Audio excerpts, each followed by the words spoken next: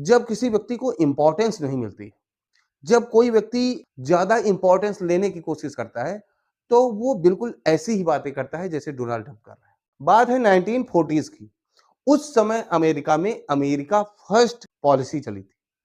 यानी कि हर काम में जो अमेरिका के लोग होंगे, उनको ही पहले नंबर पर तवज्जो देकर रखा जाएगा, चाहे वो नौकरी हो, चाहे वो कोई पेशा हो, चाहे वो किसी प्रकार का कोई काम हो। अगर अमेरिकन्स हैं, तो सबसे पहले उस अमेरिका के व्यक्ति की बात सुनी जाएगी, दुनिया के किसी और देश के लोगों की बात बाद में सुनी जाएगी। यही डोनाल्ड ट्रंप जब 2016 से 20 के बीच में राष्ट्रपति बने, तो इन्होंने अमेरिका फर्स्ट की नीति को आगे बढ़ाने का प्रयास किया। और आपने सुना भी होगा कि उस समय इन्होंने जो वीजा वाली व्यवस्था थी, उसको भी चेंज किया और दूसरे देशों के लोगों को भी डिपोर्ट किया गया। तो ये सारी नीतियां थी अमेरिका फर्स्ट के तहत चलने वाली। अब समस्या क्या है कि इस आदमी को हर जगह अपने आप को शामिल करना है और हर जगह अपने आप को तवज्जो दिलवाना है। जैसे आप ऑपरेशन सिंदूर के दौरान बात करें, भारत पाकिस्तान के बीच में इसने पहले हल्ला मचा दिया कि हमने ऑपरेशन सिंदूर रुकवा दिया, हमने भारत और पाकिस्तान के बीच में लड़ाई रुकवा दी। इजराइल ईरान की बात करें तो ये वहां भी नेता बना बैठा था। अगर आप यूक्रेन और रशिया के बीच की बात करें, ये वहां भी नेता बना बैठा है। अगर आप यूके की बात करें या आप यूरोप की बात करें, ये वहां का भी दादा बना बैठा है। यानी कहने का मतलब है, इसको चाहिए तवज्जो। जैसे आपने नाटक में देखा ना कि तब तक मजा नहीं आता जब तक 4000 5000 लोग बैठकर ताली ना बजा रहे हो, तो इसको भी नहीं मजा आता। ये है एक ड्रामा करने वाला आदमी, जिसको ड्रामा करना आता है और ड्रामा करना सबसे ज्यादा पसंद भी है। भारतीय अर्थव्यवस्था बहुत ही मजबूती के साथ, सबसे तेजी के साथ बढ़ रही है और यही ऐसी बात है जो इस आदमी को हजम नहीं हो रही। जब एशिया की बात होती है, तो दुनिया कहती है कि अमेरिका का प्रतिद्वंदी बनकर उभर रहा है चाइना।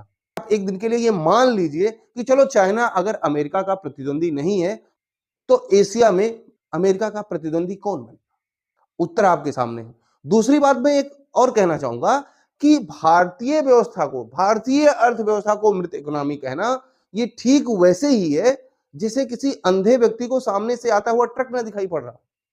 मतलब पांचवें चौथे नंबर की अर्थव्यवस्था, जो कि 2-4 सालों में उम्मीद है अगले 3-4 सालों में वो दुनिया की नंबर तीसरी अर्थव्यवस्था बनने जा रही है, उसको आप डेड इकोनॉमी कह रहे हैं। अमेरिकन कंपनीज आके भारत में काम करना चाहती हैं, चाहे फ्लिपकार्ट हो, अमेजॉन हो, ये सब भारत में काम कर रही है। टेस्ला अपने कार बेचना चाह रही है, एप्पल ने फैक्ट्री लगा ली, लेकिन वो आदमी कह रहा है कि इंडियन इकोनॉमी डेट इकोनॉमी है। अब आप जरा खुद सोचिए, देखिए अगर आप कोई राजनीतिक एजेंडा लेकर नहीं आए हैं, तब तो आपको इस वीडियो में मजा आएगा। मैं ये कह रहा हूं कि भारतीय अर्थव्यवस्था कितनी खराब है, लेकिन ये बात तो पूरी तरह से गलत है कि भारतीय इकोनॉमी डेड इकोनॉमी। अगर कोई इतने बड़े पद पर बैठा हुआ आदमी, इतने जिम्मेदारी के पद पर बैठा हुआ आदमी ऐसा कहता है, तो वो सिर्फ जोकर है और कुछ नहीं है। उसको सिर्फ ड्रामा चाहिए और उसको कुछ नहीं चाहिए। उसको सेंसेशन क्रिएट करना है, उसको दुनिया में सबके सामने बने रहना है, मीडिया के सामने छाए रहना है और कुछ नहीं करना है।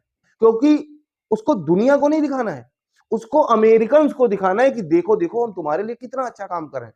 अमेरिकन फर्स्ट की थ्योरी आगे लेकर बढ़ेंगे, तो हम अमेरिकन हैं, हम कितना अच्छा काम कर रहे हैं, ऐसे ही आप लोगों को करना है। ये सारी बातें वो अमेरिकन को बता रहा है। ये इस बात से परेशान है कि तेल क्यों खरीद रहा है। सबसे बड़ा मैटर है तेल का। भारत ने ईरान के साथ, भारत ने सऊदी अरब के साथ रुपए का ट्रेड करने की बात की है कि वो रुपए में आदान प्रदान करेगा, आयात निर्यात करेगा, यानी एक्सचेंज जो करेगा वो डॉलर में नहीं करेगा, जो पेमेंट करेगा वो रुपए में करेगा। ये भी बात बहुत तेजी से फैली थी और मुझे तो सबसे बड़ा कारण यही लगता है कि धीरे धीरे इस समय ऐसा माना जा रहा है कि जो डॉलर की डिमांड है वो धीरे धीरे घट रही है, जो कि इस आदमी को पूरी तरीके से बर्दाश्त नहीं है। अगर ऐसा हुआ तो अमेरिकन इकोनॉमी को सबसे बड़ा खतरा आएगा, डॉलर की डिमांड घट जाए तो। और वो इस बात को लेकर जरूर चिंतित होगा कि ऐसी संभावना हो सकती है, इसलिए वो ऐसे ऐसे पैतरे आजमा रहा है, वो ऐसे ऐसे खेल कर रहा है। एक्चुअली भारत को खरीदना है, बहुत ज्यादा अच्छा सौदा करना है, बहुत ज्यादा डिफेंस की चीजें खरीदनी है, तेल तो वो खरीद ही रहा है। तो वो सोच रहा है कि इतना बड़ा देश जो कि ज्यादा से ज्यादा चीजें उससे खरीद सकता था, वो उससे नहीं खरीद रहा है। और उसका दुश्मन चूंकि रशिया है, और रशिया से अगर भारत तेल खरीद कर रहा है तो रशिया को मजबूत कर रहा है। बस उसको सिर्फ इस बात की चिंता है और अपने डॉलर के डिमांड के घटने की चिंता है, और उसकी ड्रामेबाजी, इससे ज्यादा कुछ नहीं है। अब इसमें गलती हम लोगों की भी है, हम लोग उसको जरूरत से ज्यादा इंपॉर्टेंस दे दिए। स्टार्टिंग में ही। हाउडी मोदी आपने सुना होगा, प्रोग्राम हुआ, ये भारत दोस्त, ये अमेरिका दोस्त। जब वो साफ-साफ कह रहा है कि अमेरिका फर्स्ट, तो उसका ना कोई दोस्त, ना कोई दुश्मन। उसके लिए जो खतरा बनेगा, वही उसका सबसे बड़ा दुश्मन है। तो फिर उससे ज्यादा बहुत ज्यादा दोस्ती करना, उससे बहुत ज्यादा यारी दिखाना, मुझे नहीं लगता कि ये बहुत समझदारी का काम है, जो कि हम लोग एक बार कर चुके हैं। अगर हम इतने ही अच्छे दोस्त थे तो आज हमारे साथ शायद ऐसा नहीं होता, या एक पैसे की छूट तो देता हमको। तो किसी भी इंटरनेशनल रिलेशंस में आप जानते ही हैं, यहाँ गांव की राजनीति है यार। गांव की राजनीति है कि अगर तुमने किसी से लड़ाई कर ली है तो आप अपने खेत के रास्ते से दूसरे के खेत में ट्रैक्टर नहीं जाने देते हैं। अगर इस दुकान से किसी ने सौदा खरीद लिया है तो उस दुकान पर दोबारा जब आदमी जाता है तो एक बार जरूर बोल देता है कि जाओ जाओ, तुम तो वहीं सौदा लो, तुम तो उसी के यहां से चीजें खरीदो, हमारे यहां तुम क्यों आओगे। ये गांव की राजनीति है भाई, इतने बड़े स्तर पर वो कर रहा है। तो ये चीजें तो होनी है, ये आप समझ लीजिए कि आप किसी से खरीद रहे हैं तो दूसरा नाराज भी हो रहा है, लेकिन कम से कम उसको आप दोस्त तो मत कहिए, इतना बड़ा दोस्त तो मत कहिए जो आपकी छोटी छोटी चीजों से नाराज हो रहा है। बस हमारी छोटी सी ये गलती है। बाकी तो जो चीजें कही जा रही हैं वो तो अमेरिका फर्स्ट की बात कर रहे हैं, तो हम भी भारत फर्स्ट की बात करेंगे ना, कि भारत को जो चीजें जहां से सस्ती मिलेंगी, आसानी से मिलेंगी और कम रेट पर मिलेंगी, हम वहीं से खरीदेंगे। सीधा और साफ मैसेज जाना चाहिए पूरी दुनिया को कि भारत अपने इंटरेस्ट की लड़ाई लड़ेगा, उसको जो चीजें जहां से सस्ती मिलेंगी वो वहां से खरीदेगा। तो सीधी सी बात यही है कि वो ट्रंप जो है वो एक जोकर है, उसको सिर्फ अपनी इंपॉर्टेंस वर्ल्ड मंच पर दिखाना है।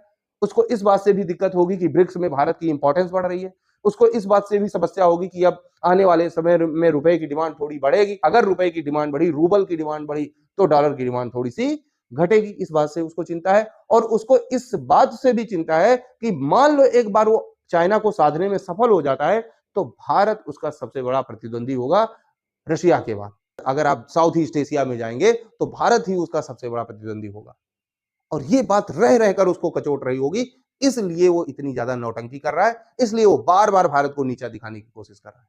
आपकी क्या राय है, आप कमेंट करिएगा, हम एनालिसिस करेंगे, और अगर उससे संबंधित कोई हमें प्रश्न मिलता है तो हम उस पर जरूर कोई दूसरा वीडियो बनाने का प्रयास करेंगे। मिलते हैं अगले वीडियो में, तब तक के लिए जय हिंद, जय भारत।